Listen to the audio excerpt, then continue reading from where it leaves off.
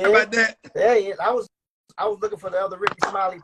No, it's okay. I had to, bruh, I got caught in track. I had to take my grandson to track practice. I'm like, oh, good, man. It's always an honor to have you here. And since you're here, I'm gonna go ahead and do like this. You gotta do it, y'all.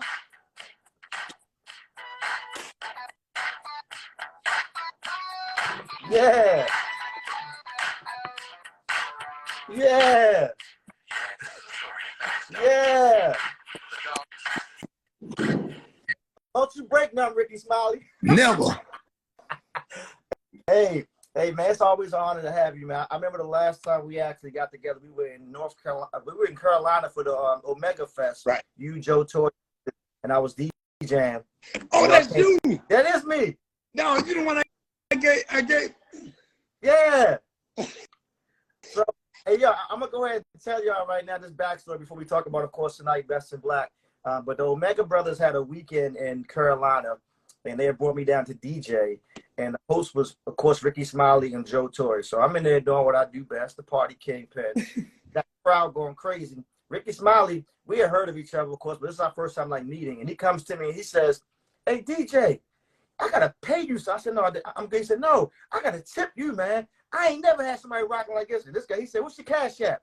And he literally took my phone, and I'm not gonna tell you how much money he sent me, because it was a lot of money. But he sent me a whole tip. He said, "Yo, I'm just sending you this Cash App for rocking the party." So thank you. No, man, it's a pleasure to meet you, man. Man, you talented, man. You great, a good bro, man. And listen, man, I got to book you. I got to book you for some stuff, man. I absolutely love your work, bro.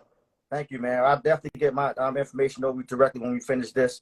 But of course, while we're here tonight, 9 o'clock, the finale, Best in Black, presented by TV One, comes on tonight, and it's all about historic comedians. Yourself, of course, you're more than your comedian, radio personality, actor, activist. I mean, you're so many titles.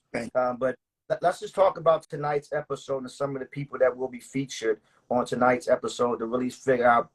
And before I go down these names, do you have like a favorite comedian of all time? Well, you know, of course, man, Richard Pryor. You know, you start with Richard Pryor, then you know, for me in my era, then you go to Eddie Murphy, then you go to the Martin Lawrence, Chris Rock, Dave Chappelle, right. People that I sit down and watch, and then I work with a lot of greats also. I enjoyed working with Mike Epps. I toured with him for years. Some more. I absolutely love the newcomers like, man, D. Ray Davis, just hilarious. B. Simone. Yeah. There's some funny comments at DC Young Fly. Yeah. You know, of course, I got to mention, you know, Cedric the Entertainer, D.L. Hughley, Bernie Mac. Yeah, Steve Harvey, who gave me some opportunities when I started out. So, man, the list goes on and on.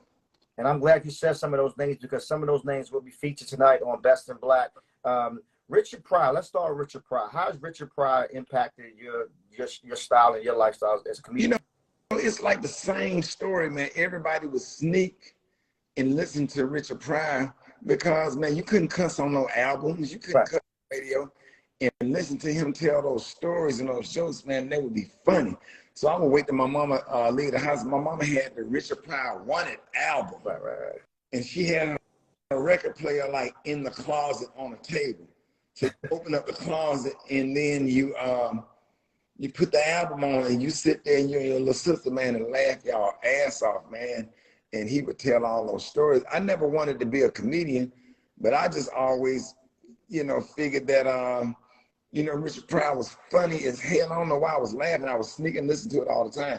And then by the time I got to high school, I remember going next door. Some older guys lived next door to us. They would be hanging out all day in some apartments that we lived in, right? So I would go over there with the older guys that was out of high school, and we was watching Eddie Murphy, Delirious, you know, and they just kept rewinding to the G.I. Joe is swimming underwater, telling the little brother poo in the tub. Man, I just remember how hard they was laughing, and that's where a whole lot of that roasting and stuff began. But man, you know, just to get a chance to see all of that and watch, I was just a student of comedy. I was obsessed with Sanford and Son. I love watching the Jeffersons, And I, you know, just being around funny people all the time. But yeah, those are some of my favorites. And you just said that you never wanted to be a comedian. What did you want to be if you wasn't a comedian? Musician. You know, I'm a pianist. Right. I know that. So so your dream was to be a pianist first. Yeah, piano, trumpet. I was gonna be like a minister of music at a church. You know, studied music and all from elementary school, middle school. You know, classical music, jazz band, symphonic band. I was so interested in music and just the art or whatever, because football wasn't working out because I definitely wasn't picking up enough weight to play football, but I could ball though. Right. State of Alabama, you grew up in the state of Alabama, you gonna ball. Facts. One thing, if you're just tuning in, we're talking about tonight, Best in Black, 9 p.m. Make sure you're in front of the TV, TV One. We're talking about amazing, historic, living legend icons in comedy. Rickey Smiley being one of those. Another name that will be featured tonight, the late great Robin Harris. Oh my How's Robin? God. Okay, so let me tell you the story here. Robin Harris came out when I was doing open mic night. Okay. And he would be on the Robert Townsend special. Man, I was like, that dude from Chicago is hilarious. He would Robin Townsend would bring out 2 singers and maybe 2 or 3 comedians.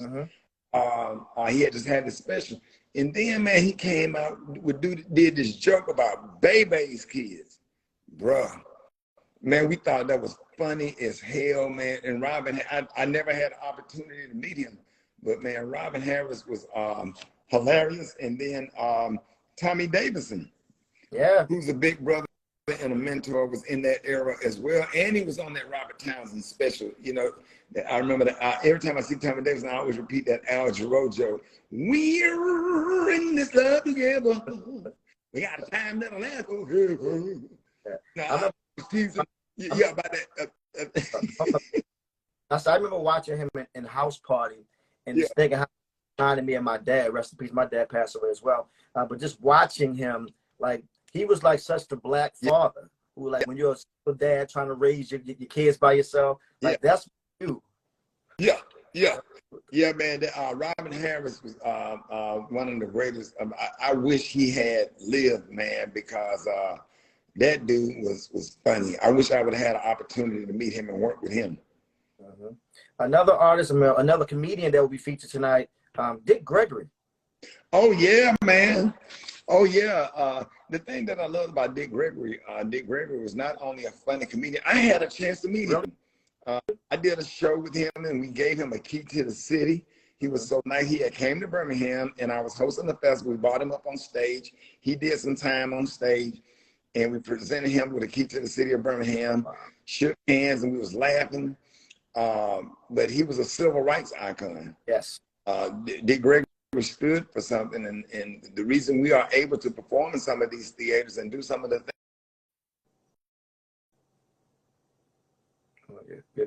There you go. That he laid down. Absolutely. Another comedian, of course, that we featured tonight, and we talked about this on my Instagram earlier, Martin Lawrence. Big brother. Man, I remember meeting Martin Lawrence. I did Def Comedy Jam in '93. And your phone keep going out.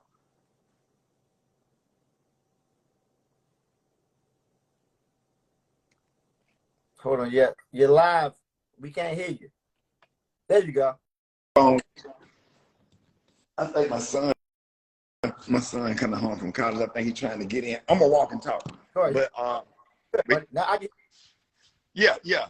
But Martin Lawrence, one of the greatest of all time.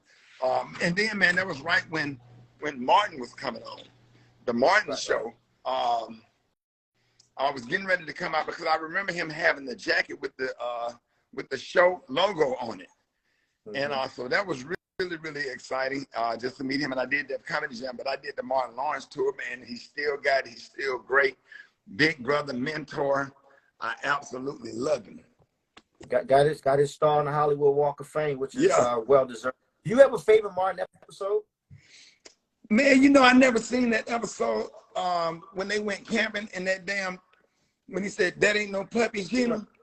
Bro, why didn't nobody call me and tell me about why out of all the Martin episodes? You never seen that one? Bro, I never seen that one. Bro, I kicked my coffee table over in my den.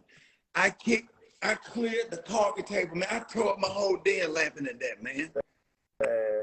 I never saw it. I don't know how. Bro, I watched all the Martin stuff.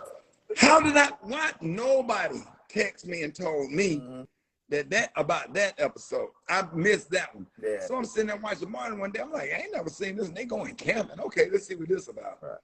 Man, they got to fighting with that thing, man, whatever that thing was. Right. Man, I kicked my entire coffee table over in the den, laughing. I was in between the coffee table and the couch. I was crying, bro. That's my favorite episode. That's one of my favorite. I can't even tell you my favorite Martin episode because, I mean, he has so many. And not just Martin. Another name, of course, that we feature tonight, 9 p.m. on Best in Black. Bernie Mac, who had a TV show as well. I forgot how funny the Bernie Mac show was.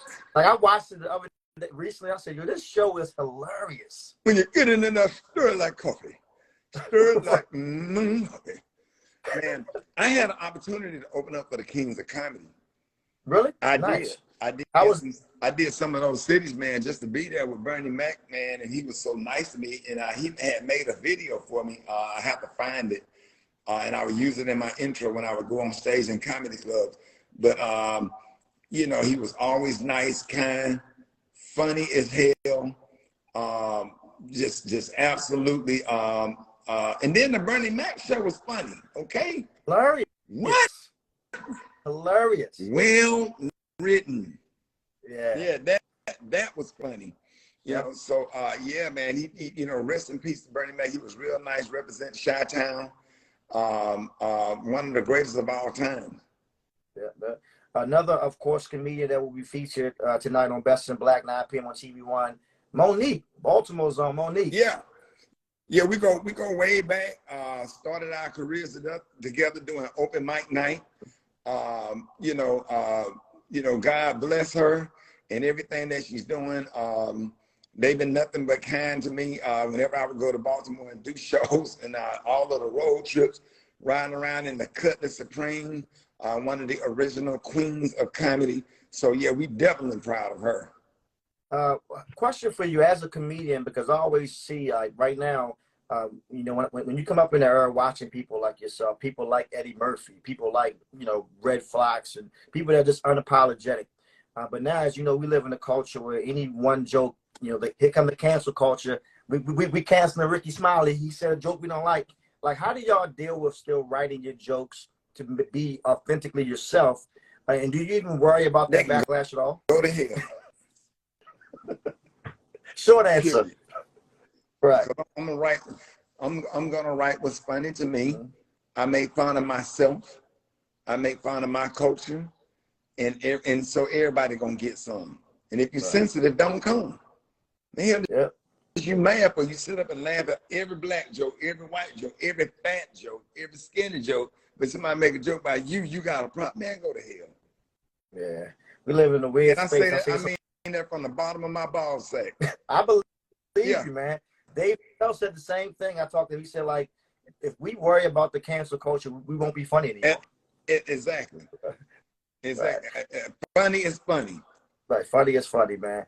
Rickey Smiley, you are definitely a living legend, man. And just from watching you, of course, from stand-up to movies, what do you enjoy more? Being on stage, being a comedian, or actually being in the movies? Oh, stand-up, man. Movies, you sit up in a trailer all day. The hell with that. Yeah. But being on that stage, bro. Right. You know what I'm saying? When you got the players walking in, right. you get to roast the audience, you get to tell your story. Is intimate, interacting, getting there, getting dressed, putting on some cologne, putting on a necklace, putting baby powder in your chest hair, making sure you fresh before you hit the stage, shoes on point. Right. Now that's fun, man. Ain't nothing like it. And then walking on stage to a live audience, man. Now you might get some money for the movies or whatever, man, but ain't nothing like that live performance. That's why a lot of comedians that's rich still do it, because ain't nothing like it. Question: do you have a moment in your life, Rickey Smiley? Do you remember like this is when I felt like I made it? This was like Rickey Smiley has arrived. Oh yeah. When I did Little Daryl in '97. Wow. And been sold out ever since. Right. It's been sold out since '97. That's crazy, man. Yeah, I did that character. Cedric the Entertainer helped me write that joke. Right. And I did that. Went on stage and did it. It killed. And the comedians ran backstage. They were like, "Yo," you know. Zoo Man was like, "Bruh." I was like, "What?" He said, "Man, when this air, your life gonna change." Comedian Zoo Man told me that. I'll never forget it. And I'll never forget. I had my son with me. We had flew to LA. We had stayed at either Duran Howard or Pierre's house. I would stay with comedian Pierre sometime, sleep on his floor. And when that aired, man, yeah, we only made like $150. So you had to fly all the way to LA. But man, when that aired, that was a game changer. What I love is that sometimes, and I've read one time that a lot of times comedics, you know, they tell their jokes to kind of escape things that they're going through in their life. We've all know that you've been through some things in your life. How do you still, you know, go through something serious, but still make people laugh on the radio, make people laugh at your comment? Like, how do you turn that on and off? Well, you know, I just lost my son. Absolutely. Rest in peace. Yeah, thank you. About a couple of months ago. And, you know, bro, it's, so they was like, okay, Rickey, take some weeks, take as much time as you need. And so it was like, I laid in the bed for 2 days, but on the third day, I was like, no. I'm like, no, I got to get up. I got to get up and do the show. I don't care if I have to cry. Because guess what, man? They kids died too. Yeah. And they depend on the Rickey Smiley Morning Show to make it through their day, to get their day started. They kids was teenagers. My son lived to be 32 years old, almost 33. They kids got shot down at a gas station at age 16. And then at 12, 11, 13, 14, 15, 17, 18, 19, 20, right? People going to dialysis. People going to get chemotherapy to fight cancer. So, you know, the much is given, much is required, man. You can't walk on no job like that because it's a responsibility. You got all these people listen to the radio in the morning. Bro, you got to get up and you got to make it shake. Do it for them. Now, I'll put a song on, and if I got 5 or 7 minutes, if I feel like I need to cry, bro, I laid down on the floor and put my face in the carpet and cried till snot ran out of my nose. And blow my nose and get back up. All right, y'all, 15 after the album, Rickey Smiley Morning Show. Gary, what you got coming up next? It's about being a professional. You got a job to do because the bills didn't stop coming and other people need you. You asked for this job. And remember, at the end of the day, man, all of this stuff, man, is just a test. It's only a test. So God looking at you like, okay, I'm putting you through this. What you going to do? How you going to handle the situation? Are you going to make it about you? Or are you going to use this tragedy in your life to give me the glory? You feel me? Come on, do I feel you, man? I feel like this, what I call, I end my radio show every day with a vitamin of the day. You just gave me a vitamin of the day, brother. Yeah, you use it, bro. It ain't about you. Because, man, let me tell you something so deep. And I don't want to. I was getting ready to take our son, because my son had a wonderful mother that raised him. So I don't like to say my son, our son. I was about to take our son close to the funeral home. And, but you know what I did first? What? I went to the Salvation Army and put on an apron while his clothes still in the car and served homeless people. And I left there and went to the funeral home with the despair and sadness. But I need to look in the face of other people that's suffering also and going through stuff. I fed them. These people were standing in a long line to get a hot dog with some sauerkraut on top and a handful of chips. I got a roof over my head. They lost their kids too, and they homeless, and they don't have a job, and they don't have no money. You feel me? Absolutely. So I had to do what I had to do. And I left there, went to the funeral home. Then I went home to try to, you know, keep my arms around my kids and protect my mother. You know, I couldn't even grieve until after everybody left the house, because I had to be strong and protect my mother and protect my 2 daughters and my youngest son. Man, when I say I commend you, Rickey, I'm a dad myself, and you know, I think that's every dad or mom's biggest fear, is having to bury your child. That's just not the natural cycle of life. Right. You know, I've been through a lot of my life, a lot. I mean, we only have time to even go on this live, but I've never had to bear that pain. Right. I lost my mom. I lost my dad. I've almost lost my life multiple times, but I've never had to bury my child. Something like that, man. When I say I just became a bigger fan of yours now, just from having this short conversation. Mm-hmm. Like I said, you never realize how strong you are until being strong is the only option. And a lot of times, Black men, when you're the provider of the family, not just physically, you know, financially, but you're the man of the household. Like you say, you cry last. Yes. Everybody else is good. And a lot of times we never have that time, you know, to put ourselves first, because we're trained as men to make sure that we protect and provide for everybody first. Yeah, bro, it's so messed up, bro. I have literally cried from the hotel. I did a show in Cleveland at the Horrors Casino. I cried boo-hooing in the back seat quietly from the hotel to the venue, and got up on stage in front of a sold-out audience and gave them niggas the business. And it's almost like I got a tailwind pushing me, because now when I perform, I feel like I have something to prove. Yeah. Like I got some, like I got some kind of, just like something pushing me. And you just got to do it, man. But then you're looking in the audience, man. You're looking at people on oxygen in the audience. You're looking at the despair and people that paid their money, and you can look at some of their clothes and jewelry, and you know that they're struggling. They spent their last dime to get there to see you perform. And bro, you got to deliver, you know, and get therapy. Get therapy. I'm gonna tell you what's so amazing. Like I say, you're a comedian. I'm a DJ, of course, by heart. But a lot of people don't realize, like you say, when them lights hit you, you step on stage.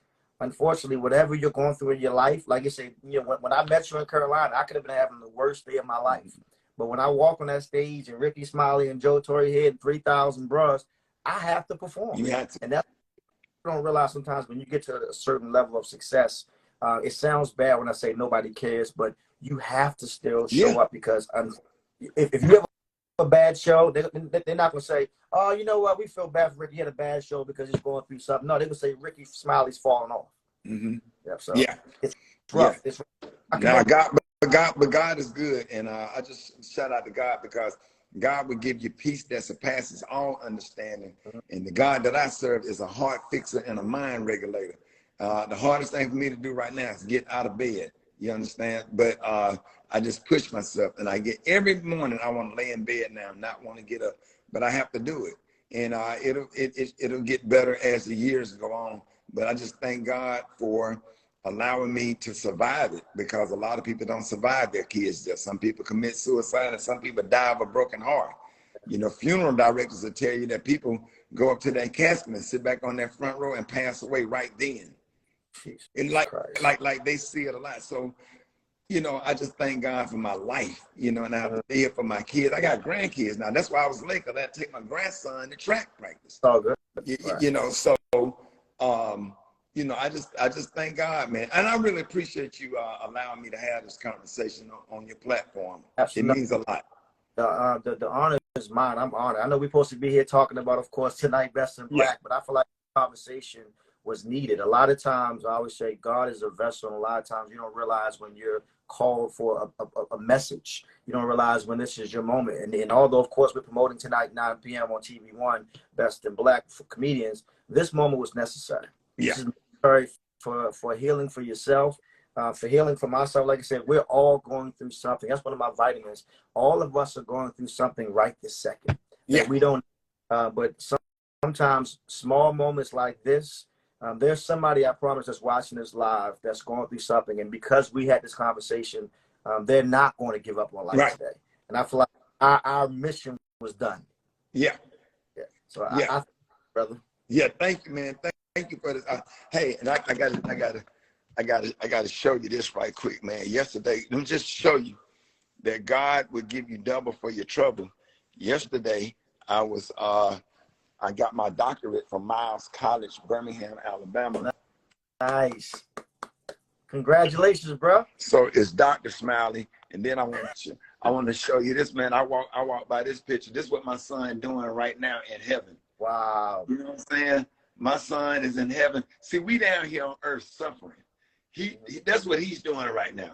And we got to always remember, man, our kids don't want us down here sad and suffering. Man, I can walk past. This is right by the kitchen, so you don't have to walk past it to get to the kitchen. Right. It don't bother me. It don't faze me or whatever. I have my moments, man. But this is what our son is in heaven doing. He's there reuniting with my grandparents and everybody that's gone on before. So I just give God the glory.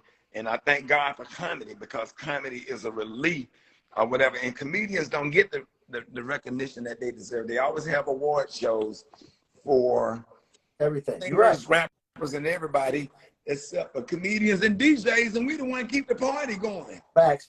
Well, they have one for DJs called a Global Spin Award. Okay. I won 2 of them, so I'm a Global Sport Award-winning DJ. There you go.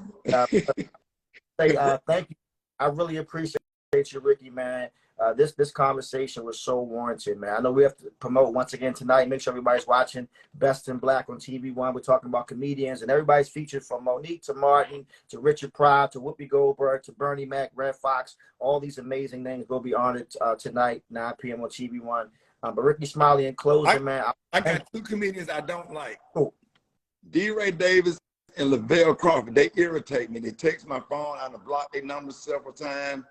D-Ray said that was a high school diploma and not a doctorate. D-Ray Davis, Lavelle Crawford, comedian Big Sean. There's a lot of them, man. They be bothering me, man. They text my phone. They send stuff to my email. Those are ones that I don't like. And when I see Lavelle Crawford, I'm punch him in the chest. Put that out there. Let him know, man. Tell Lavelle what's up. Tell Lavelle Crawford to pull up, baby. I'm not scared. I'm not scared of you, D-Ray Davis. Stop texting my phone, bro. Yeah, let's do a live on here. Put D-Ray Davis and Lavelle Crawford on here. Them 2. Hey, it's 4 people I can't stand, and Lavelle and D-Ray Davis is all 4 of them. I said that. I meant what I said, bro. I'm actually going to figure out a way we can get all of us on a live real soon, because I'm laughing because I know how social media works. So we just did a live for 30 minutes, and just this one clip is going to go viral. Oh, yeah. D-Ray Davis know where it is. Hey, Rickey Smiley, I love you, my brother. Always a pleasure. I'll make sure I get your information. I'll send you mine as well, because I definitely, anything you need for a DJ host, you know, I'm here, bro. Thank you, man. Love you, man. Love you as well, Rickey Smiley. Have a good one, bro. All right, man. That guy is hilarious, man. Hilarious. Once again, man, tonight, make sure you're watching Best in Black on TV1, 9 p.m. Tell them QuickSilva sent you. Salute to Rickey Smiley, and I'm gone. Have a blessed Sunday and stay safe.